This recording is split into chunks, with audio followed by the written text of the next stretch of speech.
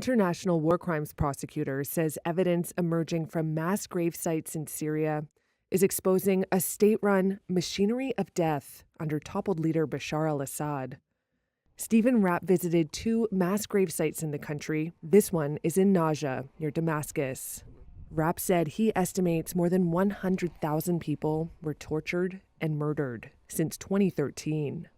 We heard from a witness who testified in Germany and whom I personally interviewed and we personally worked with for a long period of time with satellite imagery, that at this particular cemetery, where he had been one of the administrators, he was called into service by the government in 2012 in order to begin the mass burial of persons that had been killed in government custody.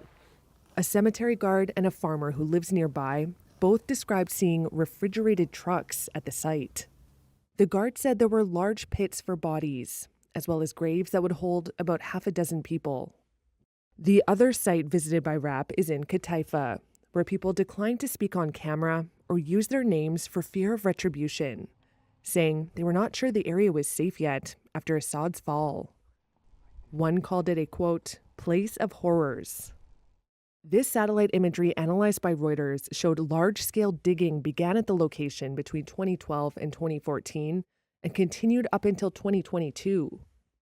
The head of U.S.-based Syrian advocacy organization, the Syrian Emergency Task Force, has estimated at least 100,000 bodies were buried in Qataifa alone.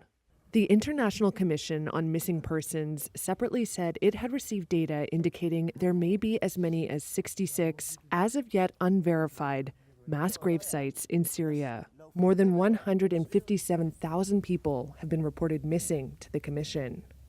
Rapp led prosecutions at the Rwanda and Sierra Leone war crimes tribunals. He told Reuters that in Syria, quote, thousands of people were working in this system of killing, and that nothing has been seen like this since the Nazis. Every family seems to be affected by a disappearance, and they cry out for answers about what happened to their child. There's still faint hopes that somebody could be found alive. Hundreds of thousands of Syrians are estimated to have been killed since 2011, when Assad's crackdown on protests against his rule grew into a full-scale civil war. Syrians, rights groups, and other governments accuse Assad and his father of widespread extrajudicial killings. Assad had repeatedly denied that his government committed human rights violations and painted his detractors as extremists. A lightning offensive by rebels ended more than 5 decades of iron-fisted rule by his family.